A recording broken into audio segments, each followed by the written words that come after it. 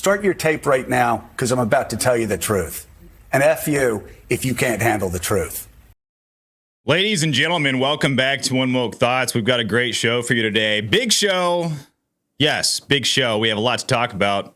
A lot of stuff to get into.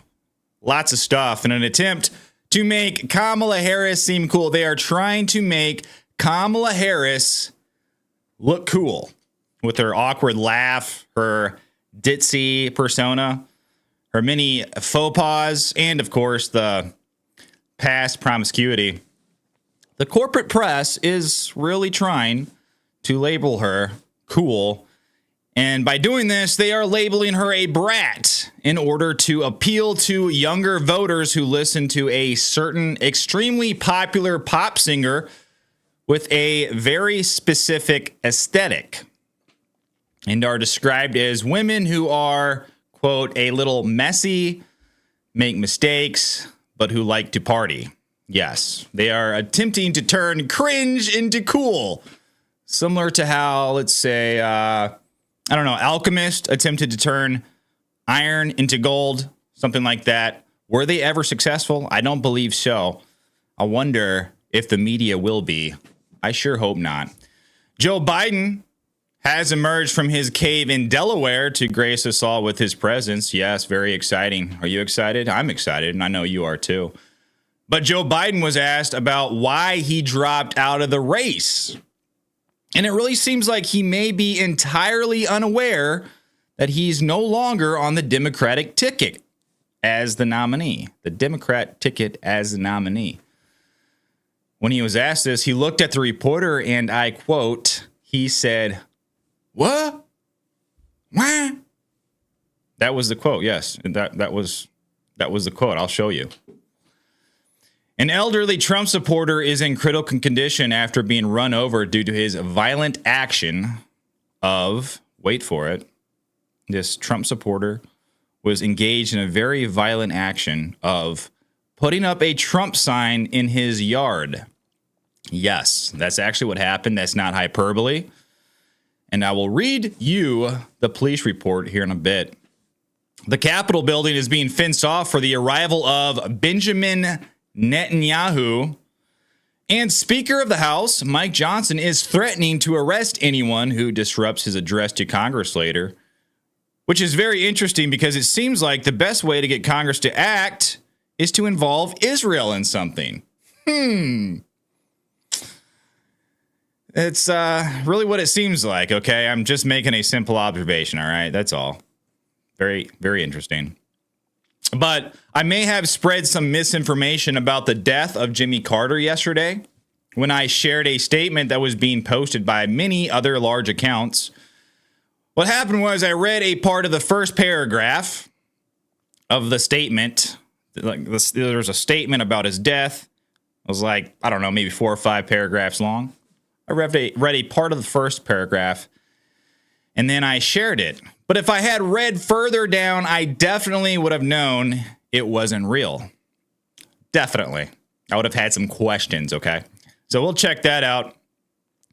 The parents of Thomas Matthew Crooks. Yes, the parents have been spotted, and someone attempted to talk to them, but they are having none of it. They were having none of it. They didn't want to talk. And a neighbor of his says that he wasn't exactly the nicest guy in the world. He had an interaction with him, and he kind of explains how that went.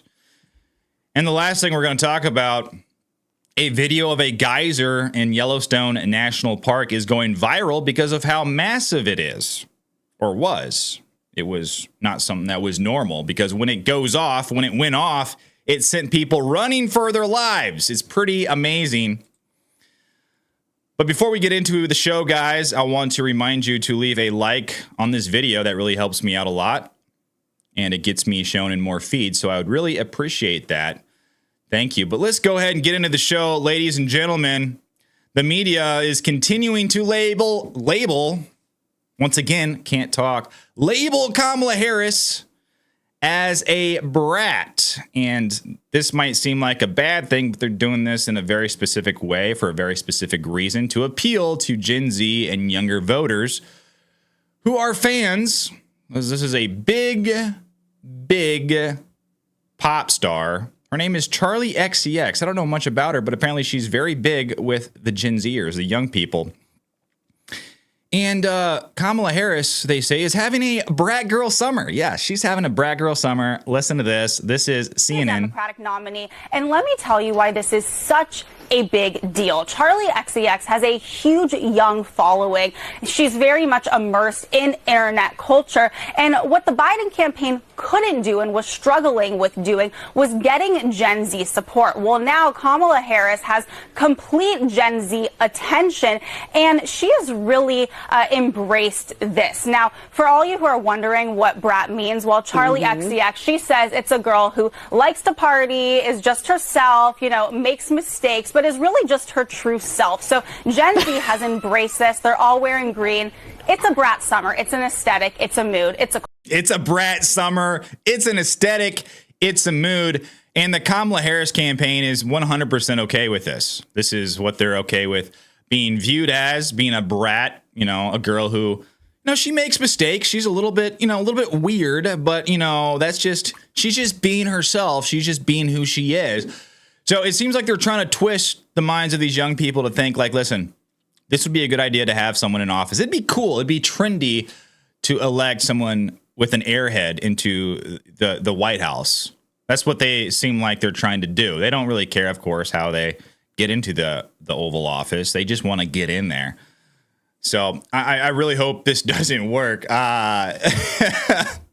kind of a weird. I really don't know how else they could go about making her ditziness, her persona, her personality seem cool, you know, because they got to make that awkwardness, the way she talks, her laugh, they got to make it a little bit more palatable. So what they're trying to do is they're trying to, I guess, bend reality in a way where maybe somehow they can make it okay to have Kamala Harris's personality and seem, you know, very awkward and talk in rhyme, as Donald Trump says, because that's just who she is. It's, you know, it's something that we should all accept. Brat girl summer for everybody, yes. But this kind of goes into a little bit more of what having a brat summer is. I know it's very, very important that you guys know this. I know you guys are all dying to know this. So because of that, I will tell you more information, okay? Just so you know what we're up against with this brat girl summer that Kamala Harris is having, okay? What does this mean? And why is her 2024 campaign embracing it? Going from vice president to presumed Democratic nominee for the presidency isn't the only rebrand in the works for Kamala Harris. Shortly after President Joe Biden announced his endorsement for Harris, her campaign quickly got to work tapping into one of the internet's new viral memes, Brat Summer. That's right. Brat Summer. That's correct. Kamala Harris HQ. I don't know if you guys remember. I'll show you here in a second. It'd probably have it here. No, it's got it down there. It's this very specific green, kind of ugly aesthetic that they are embracing. But Kamala HQ on X, formerly Biden HQ, now Kamala HQ, the official rapid response page of the Kamala Harris presidential campaign, quickly changed their profile header to read Kamala HQ against a lime green background in the style of Charlie XCX's most recent album, Brat. Yes. Additionally, the account bio reads, providing context referencing Harris's coconut tree quote, which has taken the internet by storm. The quote comes from remarks Harris made in 2023, where she shared a quote from her mother who said, "You think you just fell out of a coconut tree?" She probably fell from a coconut tree and bopped her head, and that's why she is the way she is. That's my own personal theory, at least. Then the quote goes on, "You exist in the context of all in which you live and what you came before you." So this is the picture right here, guys. This is formerly Biden-Harris HQ, and now it is Kamala HQ right here. This lime green background on the cover photo. she chose that to appeal to Gen Zers who are big into this pop singer, Charlie XCX. So Kamala Harris is having a brat girl summer. And Charlie XCX, she knows about this, and she gives her endorsement about this.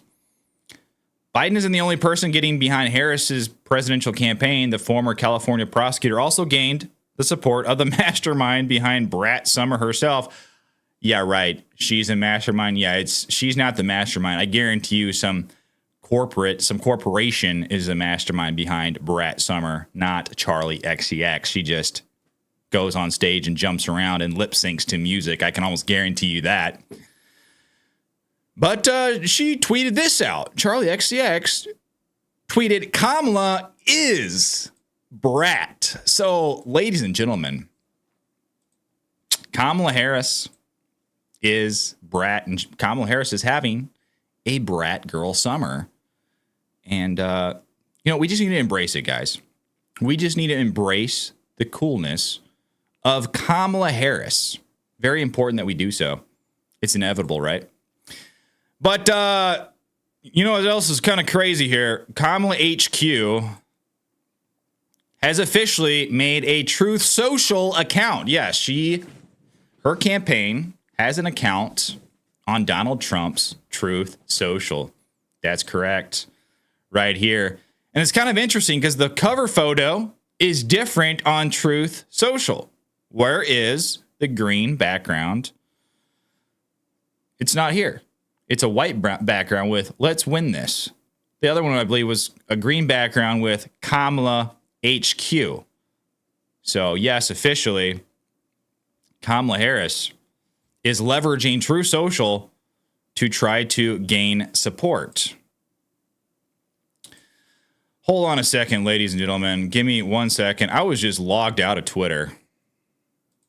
Just love when that happens. Really quick.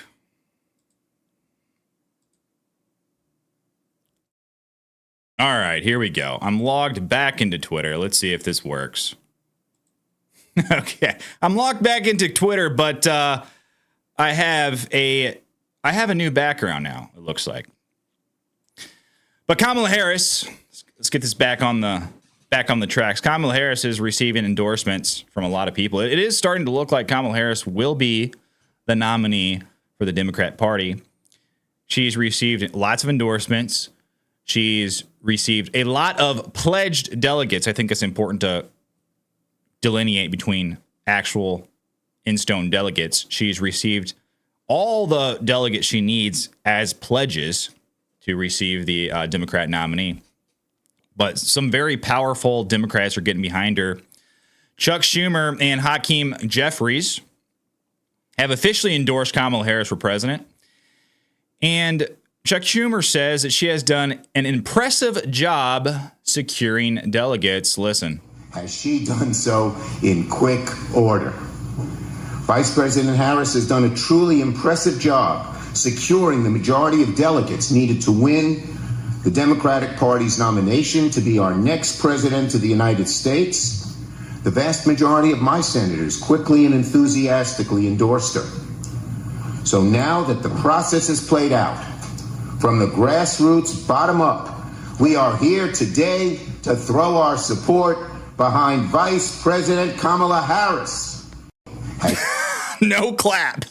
No clap after that. Very, very interesting. Yes, no clap after that. I think it's very interesting to see how the entirety of the Democrat machine, the corporate Democrat regime, turns on a dime when they announce, when Kamala Harris or when Joe Biden steps down. For Donald Trump, he had a long, hard-fought battle. He faced Ron DeSantis, who was, he was pretty popular as a candidate. A lot of people liked him. Never Trumpers liked Ron DeSantis, and some Trumpers liked Ron DeSantis. And of course, he faced Nikki Haley, the corporate shill, who had the backing of the, let's just say, the deep state and massive institutions in the Uniparty behind her. Donald Trump, he was an extremely unpopular candidate to a faction of powerful people in the United States, but very popular with grassroots, normal people like you and I. I'm a normal person. I might be on YouTube talking or whatever, but I'm a normal person, guys. I worked a normal job for a long time. And I got into YouTube specifically because I saw what was going on in our country for the past, several years, and it concerned me. That's why I got into YouTube. I didn't like what was happening. It's legitimately concerned me, and I believe that Donald Trump is really the only one that can get us out of it, or at least start to get us out of it. So Donald Trump had a hard-fought battle against several candidates, viable candidates.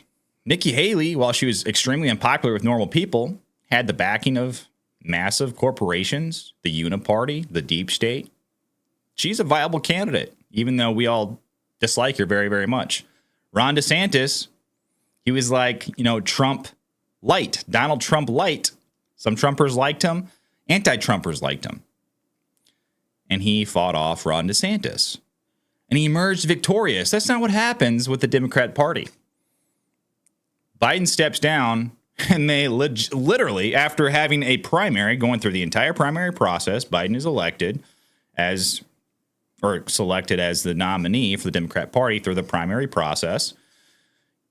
He is pressured to step down, and Kamala Harris is seemingly installed, and everyone in the Democrat Party doesn't even question it.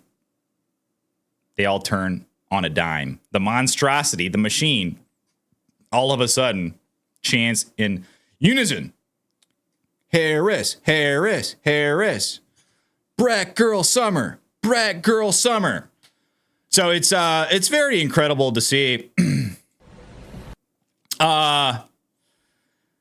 There are a lot of people who are not too impressed by Kamala Harris, though. One of these is the former Prime Minister of the United Kingdom, Liz Truss, who says that she thinks there are some brilliant American women in politics, but Kamala Harris is not one of them. Listen. Many people in this country say, Prime Minister, that we have a problem electing women, and that they extend that to say conservatives will never elect women. Yet you're proof that women can come to power. Your country, of course, Maggie Thatcher is proof of that. Do you think Americans have a problem with women in power? No, I don't. I think there have been some brilliant American women in politics, but I don't think Kamala Harris is one of them. She was given the specific job of sorting out immigration on the southern border. It is now at crisis point. She has not delivered as vice president, and she's got the job now because of the crazy situation with President Biden retiring at the last minute, even though everybody in America knew that he was not up to the job. So she has got the job. She's got the nomination, or she's about to get the nomination, in what is a very, very bizarre scenario. What I hate is identity politics. We shouldn't care if somebody is. Yes, we all hate identity politics, and it's interesting how she says that Kamala Harris, kind of fell into this position. I believe she did, and it's kind of ironic because of her, falling from a coconut tree comment. She seemed to have just fallen from a coconut tree into this position. What's also very interesting is how Liz Truss says that, she did a horrible job as the border czar here. This is pretty wild, guys, because most of you probably know that Kamala Harris her position was the border czar. Now CNN is trying to gaslight everyone into forgetting that Kamala was the border czar. They are claiming that this is and was never true. They're saying that Kamala actually, it's a lie. It's not true that she was the border czar. Listen to this. This is the kind of thing that is playing out all over conservative media. I just want to do a little bit of record correcting. There's not record crime right now. Number one, Harris was put in charge, as you said earlier, of combating the roots of immigration. She was not and is not the border czar. And the Biden administration did task Vice President Kamala Harris with the issue of migrant crossings, naming her the so-called border czar. I've asked her, the VP, today, because she's the most qualified person to do it, to lead our efforts with Mexico and the Northern Triangle, and the countries that help. We're going to need help in stemming the movement of so many folks stemming the migration to our southern border. We've been to the border. We've been to the border. You haven't been to the border. And I haven't been to Europe. And that was what I was waiting for right there. We've been to the border, but you haven't been to the border. Well, I also haven't been to Europe. But yeah, so you see the media is trying to lie to everybody and say, well, because this is going to be one of the things that Donald Trump attacks Kamala Harris on the most is the border. That is one of the main things that Americans are concerned about in this upcoming election. And Kamala Harris was tasked with being the border czar, the one that was in charge of the border. And it was an epic failure. You know, maybe she was being too bratty, attending too many parties, possibly falling out of too many coconut trees. I don't know. But they are trying to distance Kamala Harris away from the border by just outright lying, saying, hey, Kamala Harris, she didn't have anything to do with the border. She was never the border czar, even though you can go back and hear the media themselves saying that she was the border czar. You can see Joe Biden talking about how Kamala Harris was in charge of the border, and Kamala Harris herself talking about the border and how she was involved in the daily operations at the border and fixing the problems at the border. Some other reactions to Kamala Harris. Wyoming Representative Harriet Wageman calls Kamala a DEI hire. And my favorite, the bottom of the barrel. Intellectually, listen. Well, I think she's one of the weakest candidates I've ever seen in the history of our country. I mean, intellectually, just really kind of the bottom of the barrel. And from the standpoint of just who she is and the policies, the positions that she's taken, her failure to do anything in terms of the border, that sort of thing, I think it's just a failure from top to bottom. I think she was a DEI hire, and I think that that's what we're seeing. And I just don't think that they have anybody else. I just think that they're in real disarray. That's true. I mean, I don't think we can get too complacent. I believe that is true, but we can't be complacent because you get too comfortable. You're like, this is what a horrible pick for a nominee. And then you're like, okay, we just got this in the bag. And then you get complacent. I don't think we can rest on our laurels at all when we see what happened in 2020. We got to stay vigilant, focused. Because sometimes, I mean, as you can see, sometimes it doesn't matter who the nominee is. I mean, Biden was pretty senile back in 2020. They tend to not bring their best and brightest, but that tends to be a feature, not a bug. Because if they brought their best and brightest, they would be harder to control. So maybe Kamala is just who they want.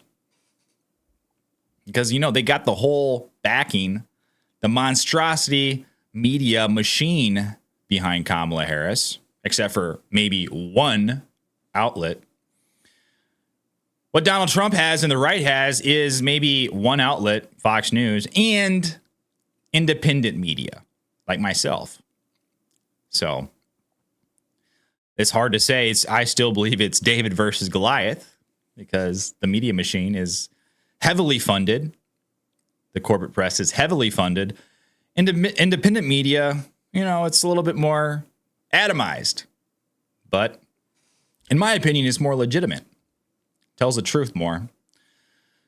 Don't have an agenda like the corporate press does. But this just happened yesterday. Breaking news, guys. Representative Andy Ogles of Tennessee has already filed articles of impeachment against Kamala Harris. Yes, check this out. Here is Andy Ogles right here. And here are the articles of impeachment against Kamala Harris. Resolve that Kamala Devi Harris, Vice President of the United States, is impeached for high crimes and misdemeanors, and that the following articles of impeachment be exhibited to the United States Senate. So that's just something to be aware of. There is a possibility that Kamala Harris may be being impeached. Don't think it'll go anywhere, but very interesting move by Representative Ogles. Some other breaking news. Trump campaign files FEC complaint against Biden and Harris over transfer of campaign funds. And yes, there was a lot. They say Kamala Harris is seeking to perpetrate a $91.5 million heist of Joe Biden's leftover campaign cash. Oh, that's insane. That's crazy. I wonder if the prosecutors in New York will go after Kamala Harris like they went after Donald Trump. What do you guys think? They probably won't do that with such vigor, will they? I would highly doubt it. But let's take a look at this. Donald Trump's presidential campaign filed a complaint with the FEC on Tuesday against Joe Biden and Kamala Harris, which accused the president and vice president of violating campaign finance laws by transferring Biden's campaign funds to the Harris campaign. Quote, Harris is seeking to perpetuate a $91.5 million heist of Joe Biden's leftover campaign cash, a brazen money grab that would constitute the single largest excessive contribution and biggest violation in the history of the FEC. David Warrington, who is the Trump campaign's general counsel, wrote this in the complaint.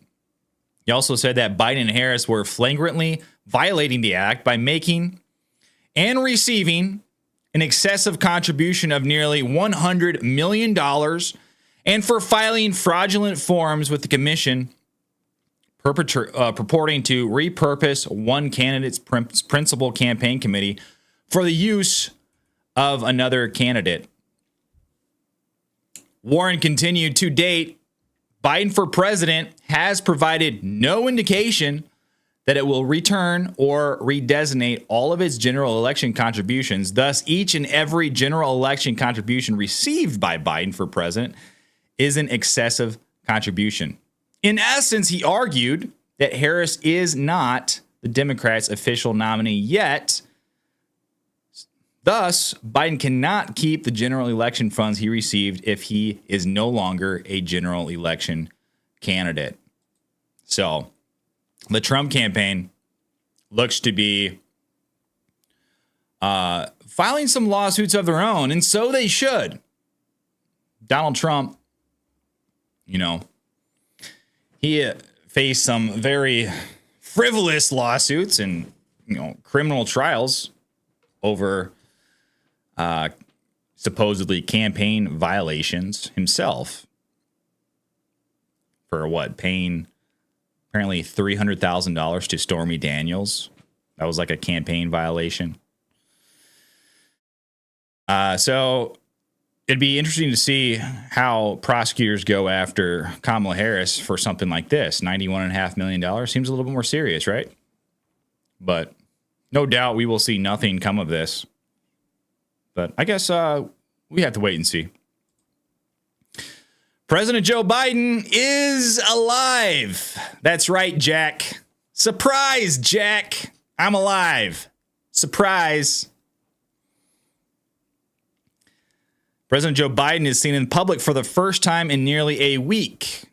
This is debunking theories that he may not have survived the COVID that he got. So this is President Joe Biden arriving at the airport. I don't know what happened to the sound in this video. I thought there was sound. But this is President Joe Biden getting out of his SUV. And I have another video here in a second. Oh, here we go. All of a sudden the sound went on randomly. Can Harris beat Trump? Can Harris beat Trump, Mr. President? So, didn't answer any questions, but we do have another video where he does kind of respond to a reporter, but Biden's doctor now says that the president has recovered from COVID and says he never manifested a fever and his vital signs remained normal. His lungs remained clear.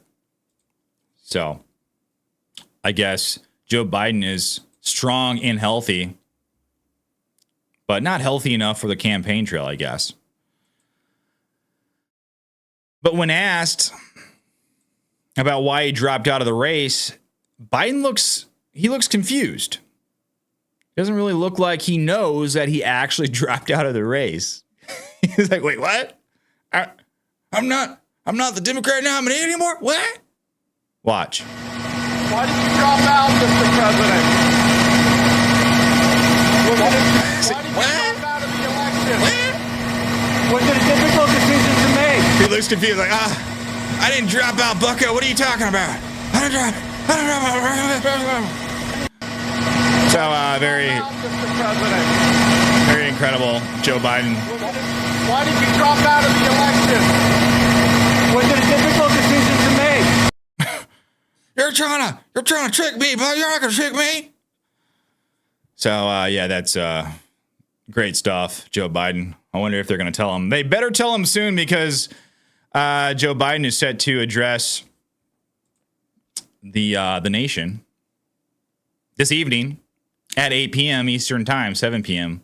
I'll most likely be live streaming that, probably. So that's 7 p.m. my time.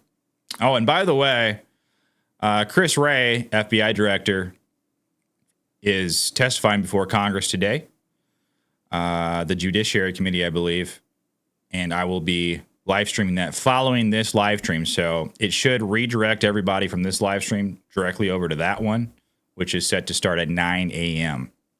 So Chris Wray, FBI director, is testifying about Donald Trump's assassination attempt.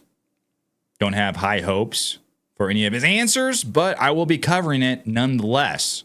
So stick around if you want to watch that. That should be pretty interesting. But tonight, though, I digress. At 7 p.m. Central Standard Time, 8 p.m. Eastern Time, Joe Biden is addressing the nation from the Oval Office. So they better let him know really quickly that he is not the Democrat nominee for president anymore. But moving on, guys, it's a sad one. I hope this guy is okay. Elderly Trump supporter in Michigan is in critical condition after being run over with an ATV for having a Trump sign in his yard. An 80-year-old man who supports President Trump is in critical condition in Michigan after a 22-year-old man intentionally ran the elderly man over with an ATV on Sunday for supporting Donald Trump. Following this horrific act, the 22-year-old, let's just say, offed himself after he was identified by the city of Hancock Police Department as the individual suspected of vandalizing property and running over an 80-year-old man with an ATV over the weekend. So that's actually what happened there. This is the police report right here. Press release from the city of Hancock Police Department. First, I was like, this is probably not actually what happened. It was probably an accident. Now, this is what it was read or reported on by the police. On Sunday, July 21st, 2024, the Hancock Police Department responded to 3 different incidents that appeared to be politically motivated. 2 of the incidents involved vehicles that were intentionally vandalized. At approximately 5:45 p.m.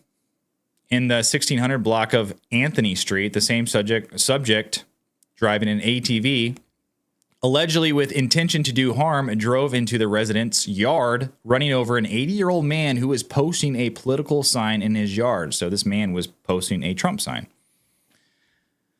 The victim was transported to the hospital with serious injuries and remains in critical condition. It is believed that the person driving the ATV is involved in all 3 incidents. Be aware. The subject appeared to target both Trump and law enforcement supporters. So, Trump supporters being targeted by this individual. Very interesting. So hopefully that elderly gentleman is okay. Say a prayer for him. But moving on to Benjamin Netanyahu, fencing has been erected around the U.S. Capitol ahead of Netanyahu's address to Congress today. This was posted by Laura Loomer.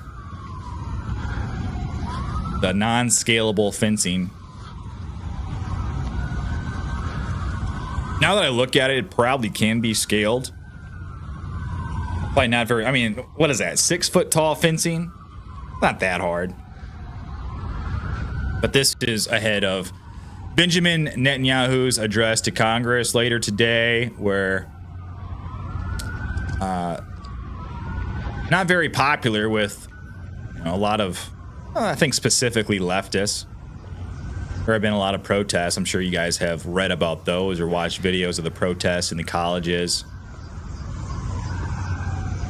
protesting Israel and their invasion of Gaza. But speaking of the protests, this is the scene, or was the scene, inside the Capitol building prior to Netanyahu's speech. So I believe this was yesterday. This is what it looked like in the Capitol building.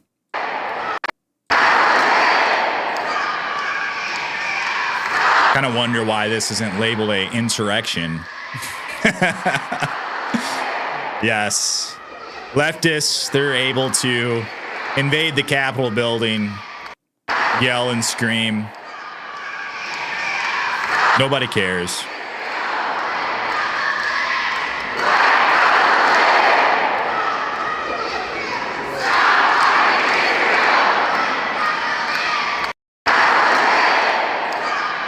But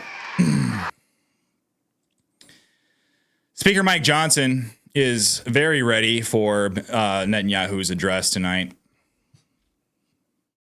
And he has released a statement threatening removal and arrest of individuals who disrupt Netanyahu's speech. This is what he has to say, guys. Right here. This is the statement that Speaker Mike Johnson released. He says, "Dear colleagues, as we prepare to host Israeli Prime Minister Netanyahu tomorrow at our joint meeting of Congress, I want to provide you all with a brief notice of additional security measures and a friendly reminder of the long-standing rules and decorum of the House. Due to the attention garnered by the Prime Minister's address, there will be an increased police presence around the Capitol complex and in the House chamber. In the interests of all involved, we will enforce a zero-tolerance policy for disturbances in the building. All members should kindly inform their guests that any disruption of the proceedings of the House is a violation of the rules and may subject the offenders to prosecution. If any disturbance does occur, the Sergeant at Arms and the Capitol Police will remove the offending visitors from the gallery and subject them to arrest." Very interesting. So, begs the question. Wow, they're really acting really quick when it has something to do with Israel. How all of a sudden do they get, really hard whenever it has to do with Israel? Where was the Sergeant at Arms when it came to the DOJ? What was his name? The director of the DOJ. I completely forgot his name. He was held in contempt of Congress, but they let him go. Steve Bannon is currently serving a 4-month sentence in prison for apparently contempt of Congress. Yet the head of the DOJ is not. Attorney General Garland. Yes, that's the name. Garland. Held in contempt of Congress. Representative Luna wanted to hold him in inherent contempt of Congress, which would have meant that they could have taken him into custody, arrested him until they turned over the tapes of Joe Biden and special counsel Robert Hur that they were holding on to. But they didn't. But whenever Benjamin Netanyahu comes into town, if you guys interrupt the speech, you get arrested. Very interesting. Wild. But moving on to Jimmy Carter, guys. Yesterday, I shared a false statement while I was doing a live stream about former President Jimmy Carter. This appeared credible. And I do admit I started reading it and it seemed a little bit off, but it looked so official and it was being shared by so many big accounts that I was like, maybe it's real. But I should have read down to this highlighted portion, the 4th paragraph, and I would have known for sure that this was fake.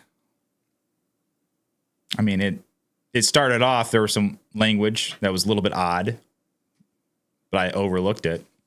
I shouldn't have. But the fourth paragraph says, despite these successes as president, all of his life, President Carter considered his marriage to former First Lady Rosalind Carter his life's greatest achievement. At her passing last November, President Carter said Rosalind was a baddie. Jill, Melania, even throat goat Nancy Reagan had nothing on Rosalind. So I should have read down to that fourth paragraph, guys, and I would have I wouldn't have posted that dangerous misinformation. Yes. So I guess we can all learn a lesson from that. Before you post something, read it. Don't just read the headline, read the article. Don't just read the first paragraph, read the entire thing. And don't just trust that just because one account is posting it or an account that you think is credible is posting it, it's actually legitimate. So I learned that lesson yesterday. But moving on, Nancy Mace says that Kimberly Cheadle can't escape accountability by simply resigning. Yes, Kimberly Cheadle has officially resigned as director of the Secret Service. Kind of expected this. There was a bipartisan letter that was drafted by both Raskin and Comer. So anytime something bipartisan happens like that, you know, calling for someone like that to resign, they're going to do it. I think the reason why she was holding out was just so that the pressure would mount so that when she actually did resign, the American people would feel somewhat cathartic and feel like they got something from a resignation, which really we've got nothing. What information have we received? Nothing at all. She has completely deferred almost everything, any information, any question to the FBI, which is who is going to be testifying before Congress here in only 20 minutes. I'll be live streaming that, so stick around. Christopher Wray. But Nancy Mace says this is not it. She needs to be held to account, and she can't just escape this accountability by resigning. Listen. So here we go. Next question. You said that it doesn't end with the resignation. That's not your escape card here. No. Do you believe that that criminal negligence and perhaps manslaughter charges, because of course a patriot and a innocent man and a firefighter and a father and a beautiful individual named Corey Convatori lost his life. The negligence of the Secret Service led to dead Americans at a political rally. You hold political rallies in your district and across America. People should feel safe, right? Going to those. Like, shouldn't there be criminal consequences for the people that led to the mistakes that led to his death? Depending on how all this went down, when we get the facts, we can make that determination. But criminally right now, I believe that Kim Cheadle can also be held in contempt of Congress. When you come before Congress and you purposely do not answer the questions, we can file a contempt of Congress as criminal charges against her. And I talked with leadership on the Oversight Committee yesterday as being a next step to hold her accountable, because no one's ever fired. No one ever goes away. It's a good point. I believe that Cheadle should be held in contempt of Congress because she was refusing to answer legitimate questions that are not hard to answer. But the problem is, what's next? What is contempt of Congress even? It seems like for the Democrats, it's just a simple slap on the wrist, a verbal lashing, if you will. Oh, I'm held in contempt of Congress. Oh, boo-hoo. What are you going to do with that? The only person really who seems to put teeth to contempt of Congress is Anna Paulina Luna. But when she tries to get that pushed through the House, nothing happens. All the Republicans, the so-called Republicans, not all of them, but the majority of them don't support it. So what's going on with our Republicans? Why are our Republicans never on the offense? Why do they never put teeth to what they say? Strongly worded letters, strongly worded tweets. That's all they have. It's incredible. But this is pretty wild, guys. A neighbor of Thomas Matthew Crooks reveals an interaction that he had with him. And it wasn't very pleasant. Listen. And so as far as Thomas Crooks goes himself, you said he would walk up and down the street. Yes. I hurt my back one summer while at work, and I was off for about a month, and I had a hard time walking my service dog, Julie. So I encountered him. I saw him walking, and I asked him, "Hey, my man, would you come here for a second?" And he came over, and I said, "I see you walk a lot, and I would be willing to pay you to walk my dog." And in term he said to me was, "F you, F your dog, I effing hate dogs."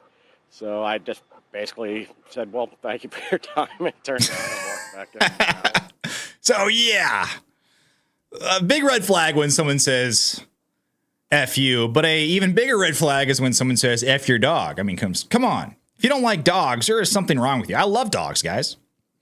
I love dogs. I can't imagine someone not liking dogs or saying F your dog at the very least. I mean, if you don't like dogs or animals, that's okay. But saying F your dog, F you, and F your dog, it's like, whoa. You can say F me, but you're taking a step too far when you say F my dog, all right? That's a step too far. Dogs are great. So, early warning signs from Thomas Matthew Crooks, it appears like. Another very interesting video is Crooks' parents who were seen leaving a grocery store. This is the first time they have been seen in public since their son attempted to assassinate Donald Trump. Listen. Matthew, why would your son want to kill the president? Back off. No comment. No comment. Were there any warning signs, Matthew? No comment. How's Mary holding up? No comment. We'll release a statement when our legal counsel advises us to do so. Until then, we have no comment. We just want to try to take care of ourselves right now. So please, give us our space. Matthew. So, not really wanting to say anything at all. No comment. And they said, well, we're going to release a statement because they have lawyers. I'm sure they have lawyers, the best that the FBI can provide. Probably. I thought it was wild yesterday when I covered the hearing with the police commissioner. Who was it? Shoot, I forgot the guy's name. One of the representatives who was on the roof that took the video on the roof. Eli Crane, I believe his name was. He asked him, we've been, getting reports that people are going over who have went over to the parents' house. The house was so clean. It was almost like it was scrubbed down, like almost like a medical room. Like, that's kind of weird, right? That's how clean the house was or Thomas Matthew Crooks' house. And that was the first time I had heard that. I was like, wow, that's pretty wild. It's pretty crazy. So hopefully we get some more answers when Christopher Wray testifies before Congress. I do not have high hopes for that at all. But I'm going to watch anyway, since it's going to be interesting. But last one, guys, something that's not political at all. Something just kind of interesting. I thought was interesting. Take a look at this. Let me bring this bigger here for you guys. Onlookers and tourists run for their lives as Biscuit Basin Geyser in Yellowstone National Park erupts and explodes, throwing hot boiling water and debris into the air, sending these tourists running for their lives. Look at the size of that geyser. I have been to Yellowstone National Park. I've seen, I believe it was Old Faithful, and it was nowhere as big as this. That looks like a bomb. Cool. Look at how big that is. People could die. Let's watch this again. Check this out. Go first so I can make this up stable. Wait a second. I'll let it play through, then I'll go back and watch it again. I thought it was over. I would say everybody wants to move out of here really quick. Looks like it destroyed some of the path. Wow. Really, really dangerous. Feel free to grab my hand. Hey, Nate. But just keep moving. Unless there's big holes, follow that guy in the St. Louis City crew. Look at that.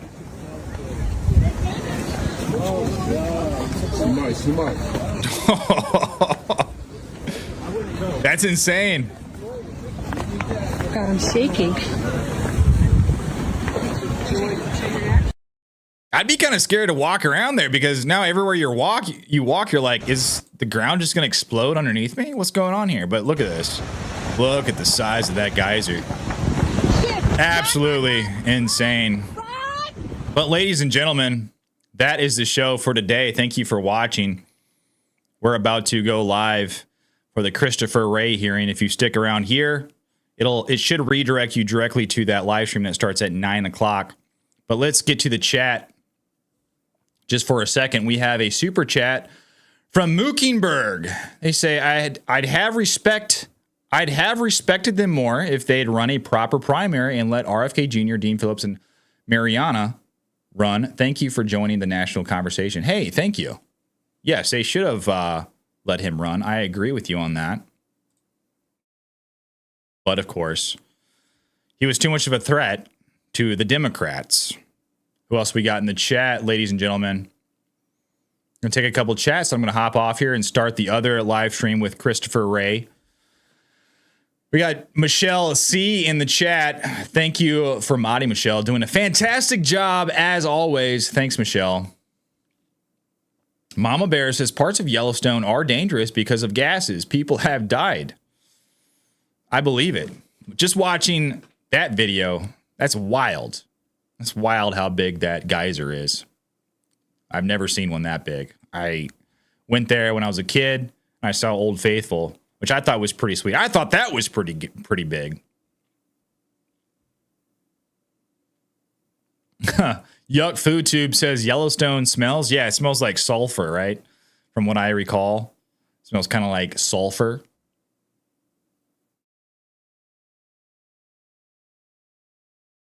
Jeremy Brummer, another one of my fantastic mods. Thanks for hanging out this morning, Jeremy. Says, stay blessed, Patriots. Thanks, Jeremy. Michelle C. asks, Andrew, are you streaming the Trump rally tonight? No, I will not be. I will most likely be streaming Joe Biden's address at 7 o'clock. The first time he's been seen since disappearing. So that's what I'll probably be streaming tonight. But ladies and gentlemen, thank you for hanging out with me this morning. Please stick around. It'll redirect you to Christopher Wray's testimony on Donald Trump's assassination. He is the FBI director, so that'll be very interesting. But before we get off here, if you could please leave a like on the video, that helps me out a lot. And if you haven't yet, subscribe. And if you'd like to support the show, consider becoming a member. Really appreciate that. But ladies and gentlemen, have a good day. I'll see you here in a few minutes. God bless.